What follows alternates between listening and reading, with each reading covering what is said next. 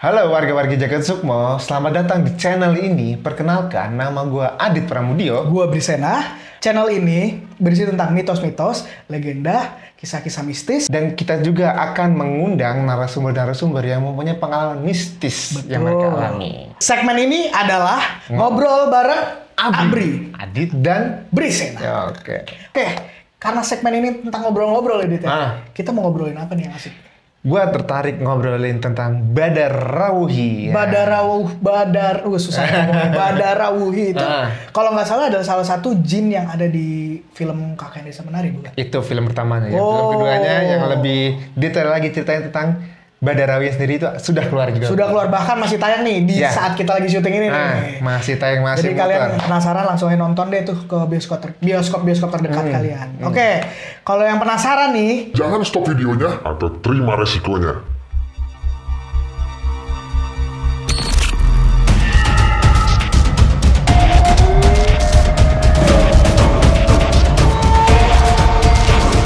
Jagat Sukmo.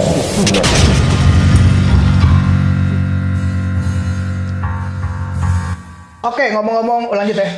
Ngomong-ngomong gue susah banget ngomong-ngomong Badarawuhi. Lu mau ceritain tentang apa sih kira-kira? Jadi setelah penasaran gue muncul, akhirnya gue men-searching ini Bri tentang Badarawuhi. Yang gue tahu adalah awal ceritanya itu ada seorang wanita sakti namanya Ratna Narek. Oke. Nah, Dukun kah? Bukan sih. Bukan. Jadi kayak zaman kerajaan Erlangga di Kediri nih teman-temannya. Oh. Nah, jadi si Ratna Narek ini adalah salah satu dari 4 murid ksatria dari kerajaan Raja Erlangga itu. Erlangga Itu kalau di nggak Kediri. salah kerajaan Sriwijaya bukan sih Erlangga itu? Beda ya. Ya deh, salah ya gue. Sriwijaya. Gue emang nilai sejarah gue kebetulan kurang bagus. Jadi gue lupa tuh. Kalau Sriwijaya itu kalau nggak salah di Majapahit. Sumatera.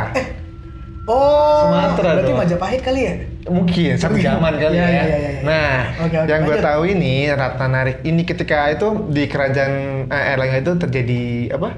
Kayak perang gitu loh. Nah, 4 muridnya ini kabur nih. 4 muridnya kesatria tadi. Dari 4 Oke. murid ksatria salah satunya Ratna Narek itu kabur. Oke. Kabur ke arah Jawa Timur. Oh. Nah, dari 4 orang ini si Ratna Narek itu kayak menetap di satu desa namanya Wonokromo. Dia Nah, menetap. di situ. Oke. Yang 3 kabur ke Bali deh, nyebrang ke Bali. Oh, gitu. Misal mencar lah ya. Mencar. Oke. Nah, di desa Wonokromo, nggak tahu ya kalau dulu namanya desa atau Daerah kali ya, Daerah kali ya. Ah. Nah, di Wonokromo ini si Ratna Narek itu menetap ceritanya. Nah, ketika menetap ini, Bri, dia itu kayak disambut sama kayak lurah ya kali ya. Pemimpin desa itulah gitu ya. Mungkin Ratna Narek cantik kali ya. Oh, iya. Jadi disambut sama pemimpinnya langsung. Ketika disambut, ditawarilah si Ratna Narek untuk menginap di rumahnya. Oh, gitu. Terus Ketika menginap, ini Ratna Narek ini mungkin nggak tahu niatnya dari si lurah, pemimpin desa itu. Akhirnya ketika ditawarin menginap, si Ratna Narek tidurlah di kamarnya di si pemimpin desa yang itu. disiapkan sama si pemimpin desa itu Nah, ketika malam hari tiba, nih si kepala pemimpin desanya ini dan 2 orang anak buahnya, Ajudan lah ya. itu dia datang ke mendatangi kamarnya sih Ratna Narek. itu. Betul. Niatnya udah jelek. Oh, niatnya yang nggak bener lah. Udah nggak bener, udah negatif thinking lah ya. Negative thinking. Nah, ketika Ratna Narek tidur pada malam hari, si kepala desanya ini masuklah ke kamar, ceritanya masuk kamar. Pas dibuka, Bri, dia mental. Oh, jadi nggak sempat masuk tuh? Nggak sempat masuk. Menurut yang gue baca menurut yang gue baca, dia mental langsung. Itu kenapa dia mental tuh? Kayaknya udah di pagar goib kali ya. Oh, Karena saking saktinya tadi itu ya dia. Tapi yang dari yang gue baca itu si Ratna Narek itu posisinya sedang tidur, jadi dia nggak tahu. Oh, dia bahkan nggak tahu ya. Bahkan dia nggak tahu lagi. Jahat sama dia ya. Dia nggak tahu tidur. Begitu mental, nggak pingsan Bri. Nggak sekarat, langsung meninggal. Meninggo ini. Langsung meninggal. Gila, sakti banget berarti si Ratna Narek itu ya. Katanya juga nih Bri, si 2 orang ajudannya itu cabut. Oh, kabur dia. Karena Saking ya dia sadar sakti banget nih cewek nih gitu ya. Nah, mental. Begitu pagi harinya si Ratna Narek tahu kalau pemimpin desanya mati, jumawa lah si Ratna Narik ini ceritanya. Kayak sombong gitu loh, Bri. Akhirnya pemimpin lu udah gua kalahin nih. Padahal nggak ngapa-ngapain dia. Nggak ngapa-ngapain, lagi tidur doang. Kok bisa tahu ya matinya gara-gara dibuka pintu kamarnya dia? Karena mungkin setelah pagi itu kok pintunya kebuka. Oh ya, terus ada mayat si pemimpin desa itu. Dari situ akhirnya dia diangkat jadilah pemimpin desa di Wonokromo. Menggantikan si pemimpin desa yang cabul itu. Cabul itu. Oh gitu. Nah, setelah diangkat jadi pemimpin, ceritanya si Ratna Narik nih muter nih, Bri. Muter kampung. Muterin desa. Muterin desa. Nah, di desa itu pawai lah. ada pemimpin baru nih. Oh, ya dikenalin lah ya ke seluruh warga desa. Oke. Terus katanya dari warga desa ngasih tahu ke si Ratna Narik nih, kalau di sini tuh ada pantangan-pantangan. Di desa ini, di desa Wonokromo ya dulu ya. Ada pantangan-pantangan, tidak boleh menari. Tidak boleh menari apalagi ditambahin pakai musik gamelan. Oh, tidak boleh menari dengan gamelan gitu. Musik gamelan. Kalau nggak pakai gamelan boleh kali ya? Mungkin ya. Mungkin pakai ini kan mini kompo.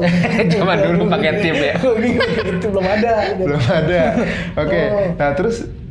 Kenapa ya nggak boleh nari pakai gamelan ya? Katanya Jadi di desa itu kata si warganya yang ngasih tahu itu guide-nya lah. Jadi desa itu adalah gerbang goib katanya. Oh, gue pernah baca nih ada info juga ya. Memang mungkin ya ini karena lu bilang gerbang goib ya. Karena gamelan itu kan adalah alat musik yang nggak boleh sembarangan dimainkan juga. Iya benar kan? Lu sebagai orang Jawa, benar nggak sih statement? Ya menurut kepercayaan yang masih menganutnya itu. Ya gue baca juga gamelan ini emang sakral dan ternyata memang kalau dimainkan dengan cara tertentu atau gimana ya gue juga nggak ngerti, itu bisa mengundang makhluk halus di sekitar. Mungkin ya. Nah mungkin gara-gara itu juga kali ya. Mungkin apalagi zaman dulu banget ya, zaman kerajaan masih kental banget mistisnya.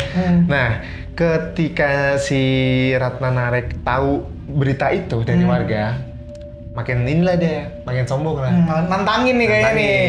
Tunggu gue potong. Jadi di desa itu gerbang goibnya adalah jalur untuk menuju ke pantai utara. Jadi di desa itu di Wonokromo itu adalah gerbang goib, Bro. Gerbang goib. Gerbang goib untuk Nyi Roro Kidul dari selatan main ke utara. Oh. Gitu ceritanya. Jadi nah di desa itu ada sebuah Sindang tuh apa ya? Kolam. Itu ada tuh di KKN kan? Iya, betul. Di KKN tuh ada di film Badara Rauhi juga ada. Ya, kolam ya? Oke, kolam. Kolamnya itu untuk tempat mandinya Nyi Roro Kidul. Oh, gitu. Mitosnya begitu ceritanya. Tempatnya mandi Nyi Roro Kidul, dan di situ kalau Nyi Roro Kidul lagi nggak di situ, ceritanya lagi nggak mandi, itu dijaga sama prajuritnya. Oh, supaya nggak ada yang masuk? Supaya nggak ada masuk dan dijaga kemurnian airnya. Oh, oke. Gitu. Jadi berarti khusus buat nyai doang di situ ya, buat boleh mandi ya? Boleh mandi. Okay. Nah, tahu gitu Ratna Narik makin sombong lah. Dia tukang nantang berarti ya. Iya betul. Ratna Narik gitu. Karena mungkin dia tahu dia sakti gitu kan. Merasa sakti pada saat itu. Adu sakti mungkin dulu itu lumrah kali ya dia. Adu sakti gitu ya. Mungkin kali ya. Nah, karena merasa sombong itu, akhirnya dia nantang penduduk dedemit lelembut yang ada di hutan itu. Oh, di hutan yang sekeliling desa itu ya? Yang gue baca ya, hutannya nama hutan Doha. Oh, Doha. Daha, sorry. Iya. Hutan Daha, nah dia nantang lah si Ratna Narik ini. Nantang mereka lembut-lembut yang ada di situ. Oh, jadi nantang dipanggil-panggilin gitu ya, diajak berantem gitu ya? Oh, oke. Terus? Nyai Roro Kidulnya tahu nih ditantang, dia nggak turun tangan langsung, nuruninnya anak buahnya, namanya si Badara Rauhi itu. Diutuslah Badara Rauhi ke desa Wonokromo itu, turunlah dia datang ke situ. Nah, sebelumnya si Ratna Narik itu nantang dengan menari. Oh, jadi kan ada larangan kan ya? Ada larangan nggak boleh nari ya? Yeah. Jadi dia sengaja dia nari di situ ya? Nari lah, pakai gamelan.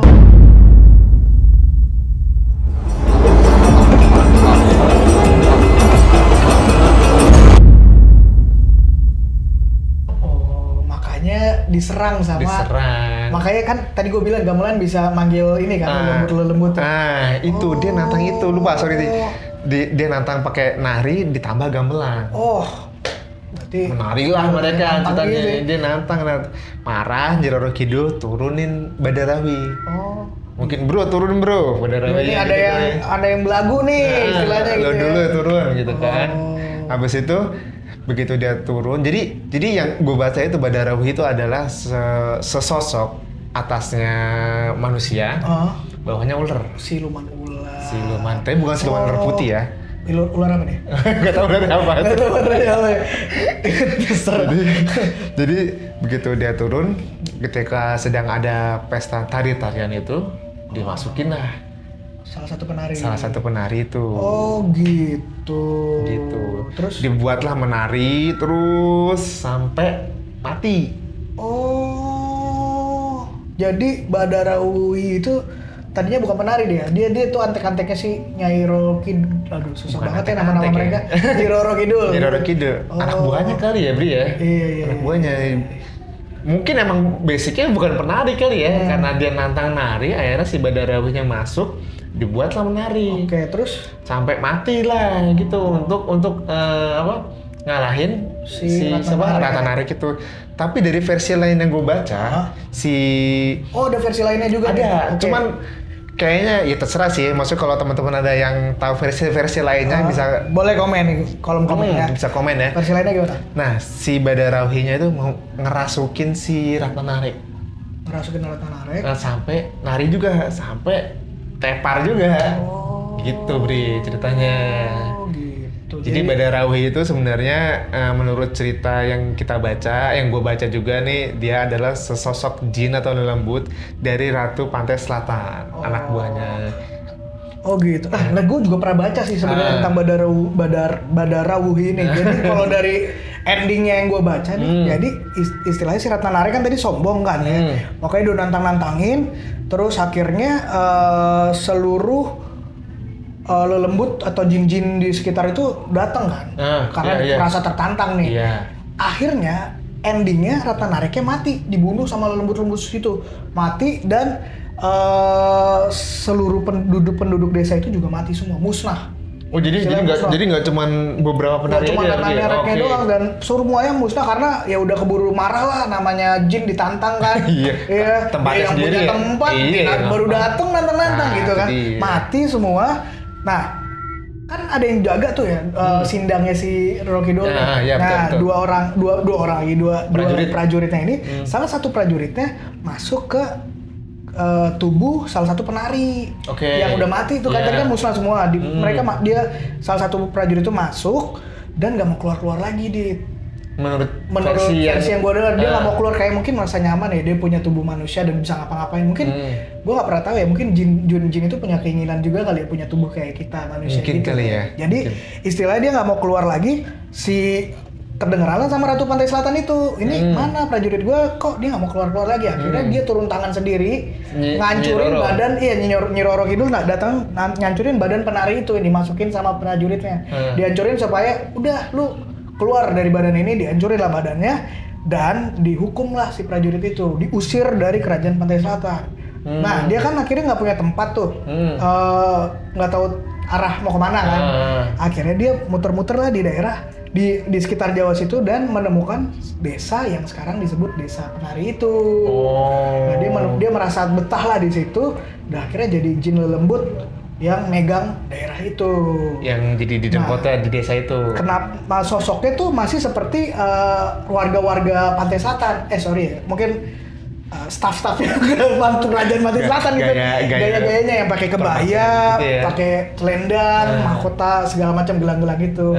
Nah makanya akhirnya dia dikenal sebagai Badarawi. Endingnya yang gue baca kayak gitu. Nah makanya kenapa si yang di film yang kita tonton juga nih di Kakek Desa Penari, sosok Badarawi itu emang identik dengan sosok antek-antek Pantai Selatan. Itu yang selendangnya hijau, pakai kebaya, cantik rambut panjang gitu. Padahal sebenarnya bentuknya mungkin menyenangkan ya, Bri ya. Mungkin gua nggak pernah tahu sih, karena mereka pasti bisa merupai apapun yang mereka mau. Gitu. Gila. Itu cerita Badarawi. Badarawi versi kita. Versi gua Adit yang gua baca dan versi Bri gitu. yang dia baca juga. Nah, belum tentu benar nih guys. Jadi kalau kalian merasa ada cerita yang lebih pas atau yang lebih ini yang benar kayak gini nih. Nah, kita senang banget nih kalau kalian mau komen di kolom komen di bawah karena komen itu gratis guys, nggak ada bayar. Jadi kalian langsung aja komen. Jangan malu-malu ya. Dan kalau kalian punya cerita-cerita serem juga atau cerita-cerita menarik, cerita legenda-legenda sekitar rumah kalian atau desa kalian boleh kirim DM di Instagram ini nih. Ya, dan jangan lupa juga follow Instagram ini ya guys ya, untuk tahu updatean kita selanjutnya. Kita tunggu ya teman-teman ya. Kalau teman-teman punya cerita mistis, horor, pengalaman pribadi, yang bernuansa horor gitulah. Kita suka banget. Kita seru nih. Kita tunggu semuanya teman-teman ya. Oke. Udah? Ada lagi nggak? Kalau gue sih udah. Udah ya, gue juga. Kalau lu udah belum? Udah. Sebenarnya ada, cuman kita nanti aja lah. Next ya. Next video lah. Betul. Oke, terima kasih teman-teman sudah menonton channel ini. Sampai ketemu di video-video selanjutnya. Bye-bye. Bye-bye.